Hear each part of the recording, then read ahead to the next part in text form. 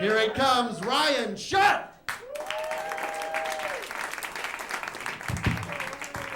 Hi! So, as your host said, my name's Ryan, and I'm a millennial. And I'm really kind of tired of hearing criticisms about my generation from older generations, man. Hearing things like, oh, millennials are soft. They've all been coddled. Because when they were growing up, they were playing rec league soccer. Everybody got participatory trophies. I hate hearing that, man. I want to say to them, you guys didn't live it, all right? You have no idea what that was like, okay? Do you have any idea how sarcastic a 12th place trophy is, man? Just, ooh, here you go, good job. It must have been really hard to show up on most Saturdays this spring. Dress up in matching outfits with your friends and eat orange slices in a field. You know you ruined my life, right? I like sports. I watch a huge amount of the NBA. Any NBA fans in here at all? Pretty paltry representation. I'm just gonna power through this anyway. I love the NBA. Here's the thing. I only got one issue with the NBA, man. It's the HD coverage of it. You can just see everything too well.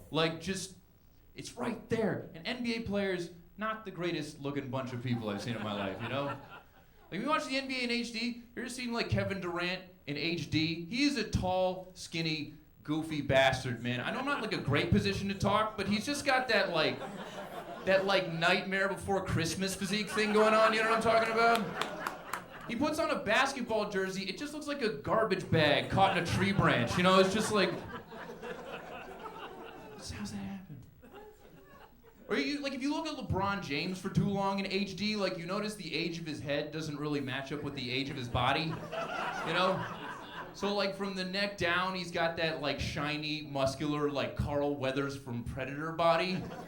And then from like the neck up, it's just like present day Danny Glover. Have you guys ever noticed that? It's just like somebody cast a curse on his head, man. It was bizarre how he got so good at basketball. The worst looking by far though, easily, is Steve Nash. Steve Nash, he's got a bad looking face. There's no way around. He's got one of those faces where you look at him, you're just very aware of the fact he's got a skull. You know what I'm talking about? Just this taut skin mask over bone, man. Like, you ever seen anybody pet a cat too hard? Just that, like, He just got a face like he's always skydiving. You know what I'm talking about? Just like there's just G-force always acting on him. That's a bummer. I shouldn't think that about people. I'm trying to improve myself. And I try to do that. I read a lot of self-help books, you know?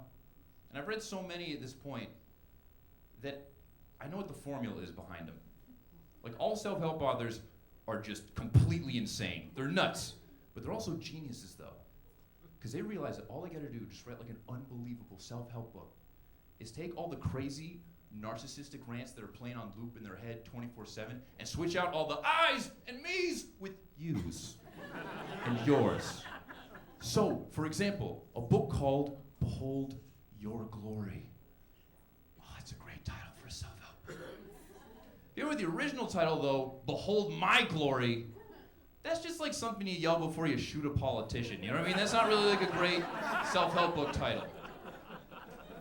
There's other books, though, in history that's applicable. For example, Mein Kampf. It's a book written by Adolf Hitler, one of history's best-known psychopaths. Your Kampf.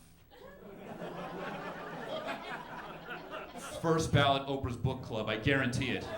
I guarantee it, man. If you take that book and you switch out the word Jews with the term self-doubt, it becomes a super uplifting read, man. Seriously. Seriously.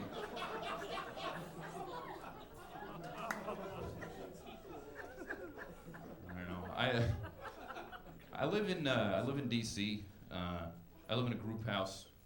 In fact, I live with a bunch of people I met through Craigslist. Anybody else in here just like totally out of options? No? The thing is, like, when you meet your roommates through Craigslist, like, all you really got in common with them is, like, you prefer to sleep indoors. That's pretty much the only criteria there is to meeting your roommates that way. I got nothing in common with them. Like, I live with a survivalist, man. Like, And I'm not sure if you guys know what a survivalist is. It's somebody who thinks the world's gonna end in like the next 6 to 8 weeks. And he's just gonna overcome the entire thing just through sheer camping ability alone. Like he's just gonna do it. It's basically something that tries to turn mental illness into a skill set. That's basically what a survivalist is. All right, you guys, that's my time. Thank you guys so much. Ryan Schutt.